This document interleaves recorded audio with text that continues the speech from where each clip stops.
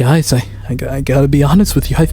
I've been haunted these past couple of weeks. Everywhere I go, I just keep hearing glass onion this and that's glass onion that. It's taken over my YouTube ads, my Twitter feed, even my beloved favorite game of Among Us. Maybe Netflix has finally caught up to me for my bad jokes on them, and this is my eternal punishment. But come on, guys. Making fun of you is my one and only joke. Just let me live. I figured the only way to break the curse for good was to finally cave and watch the movie in its entirety. And it comes to my surprise that this is only a sequel to a 2019 release by the name of Knives Out. I figured it's best to cover my bases and make a double feature review in the process. The Knives Out franchise is something I sort of lump into the newer wave of spy/detective movies, the ones that are highly stylized with a heavy comedic undertone that prides itself on things like its dynamic camera work and great emphasis on the vivid and symbolic imagery. I mean, how can you get more straightforward than making a giant chair of knives for a movie titled Knives Out and a giant glass sphere for a movie titled Glass Onion? I would go out and say it's in similar strain to something like the Kingsman series or even something like Bullet Train, both of which I've covered on the channel before, but it does diverge majorly from its peers in the absence of action scenes, rather choosing to flesh out the detective side of things, with both films being a murder mystery at its core. Knives Out is a dysfunctional family drama turned lethal as the murking of grandfather Harlan Thrombey brews chaos among the household. Everyone has something to gain, so no one is willing to tell the full truth. This complex matter of family affairs is left in the hands of world-renowned detective Benoit Blanc. Conflict is the name of the game, as different factions come to clash at different points based on the fluctuation of power. In this case, it would be the change of wealth, as Thrombey was a highly successful writer with a lot of inheritance to give. So you can imagine the surprise when it all ends up in the hands of the caretaker,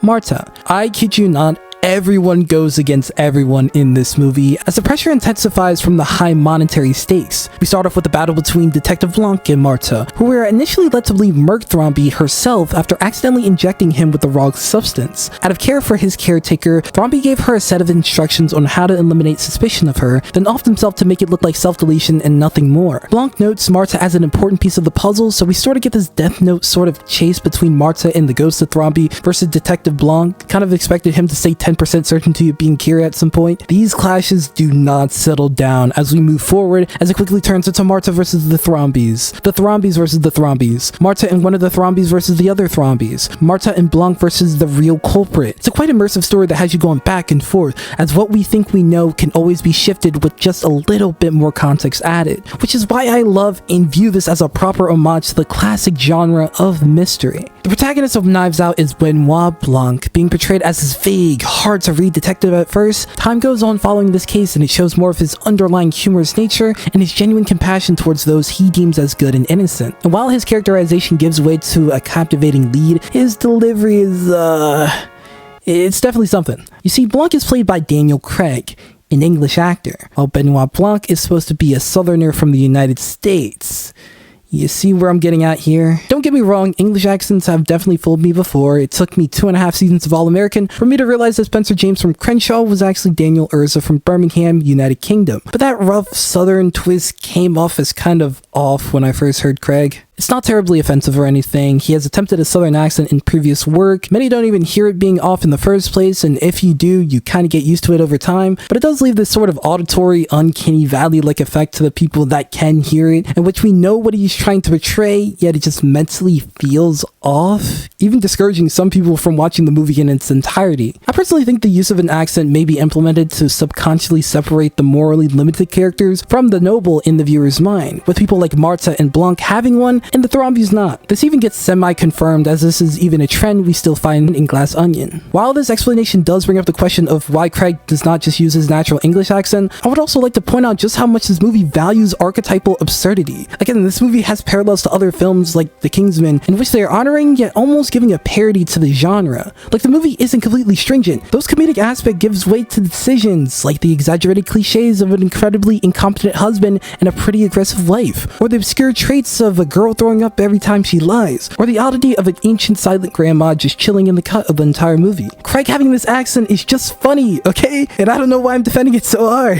This movie is just plain fun, with half of it coming from the viewer's overindulgence of their own knowledge, as they did such a great job with giving context and misdirects. It had me so baffled by the end of it that I was fully convinced that Blanc's rambling at the end, exposing what really happened, was just another ploy, and that the real joke was that everyone was innocent. And at the end of the day, the movie just made sense. It was a reasonably grounded story and had the mark of an amazing twist, in that it doesn't just pull an explanation out of nowhere. It's not a twist for the sake that it simply didn't mention vital information earlier on and are just choosing to share it now. No, everything was already there, making you say, ah, in a realization towards the end. The other half of the movie's fun isn't just being a part of the, hey, I know that actor, Hall of Fame, with James Bond interacting with Captain America, who just also happens to be the son of Laurie Strode. Glass Onion, a Knives Out mystery that, funny enough, you don't need to have watched the original Knives Out to actually understand, as I don't think that movie was mentioned not once. Along with Wednesday, it felt like a major December Hail Mary from Netflix with the pure amount of exposure it was receiving, which, hey, it clearly worked, with it quickly rising to be in the top 10 most viewed Netflix movies of all time. While the original Knives Out held no connections, Netflix ended up buying the rights to 2 sequels in 2021. It was given a highly successful 1-week theatrical release before finally coming to our screens in late December 2022. And I gotta give it to Rian Johnson and Daniel Craig, because Glass Onion was a quite enjoyable sequel. It gave way to some newer structural approaches while simultaneously retaining the core traits that made the original so great, such as pretty well done pacing, amazing shots, and great payoffs. The southern accent even gets better in my opinion. I still prefer the original slightly, but I'll get to that a bit more later on. But I do feel like when looking at things film to film, this is probably the slightly better piece for what Netflix may have needed from this series. We follow the similar trope of rich people being rich and snaking others if they threaten their richness, but the dynamic changes. It goes from a family chasing inheritance to a toxic friend group based on hierarchy. A group of 4 individually successful people that put up with the fifth's corrupt ideals for the sake of benefiting from his name and status. The fifth friend is tech billionaire Miles Braun, a quite influential figure who uses the facade of kinship and promises of career and financial advancements on the side to manipulate these other relatively powerful names for his own personal gain. It comes to a head as he tries to push a new piece of technology that is pretty untested, and the only one that is able to get up and stand against him is his former partner turned enemy in Andy Brand. It turns out that Andy actually started Braun's tech company, but using his influence, he swayed the court in his favor, earning sole ownership. To shove it in her face more, Braun invited her to stay at his private island in Greece, along with the rest of his friends, leading to the setup of this movie.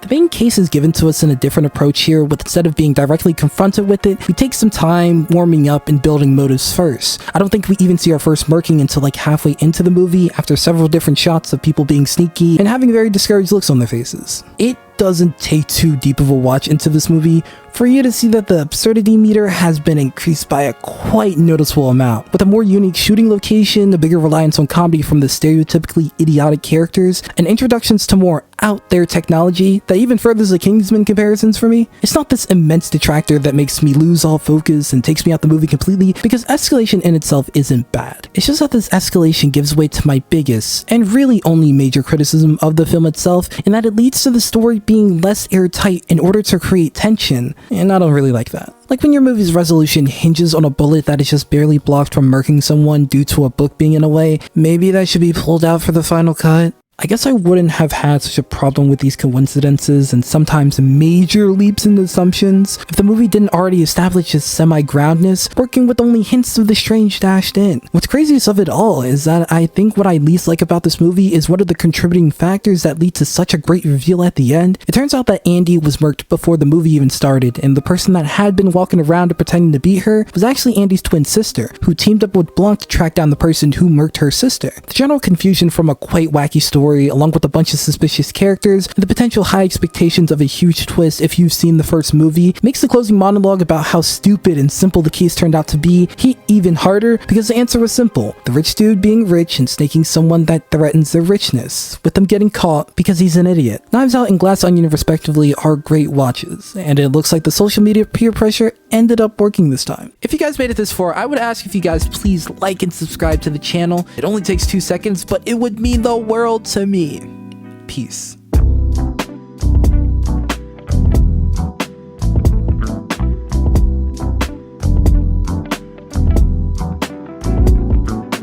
You know, if Strange World had the same marketing team as Glass Onion, they could have been the next Frozen for real.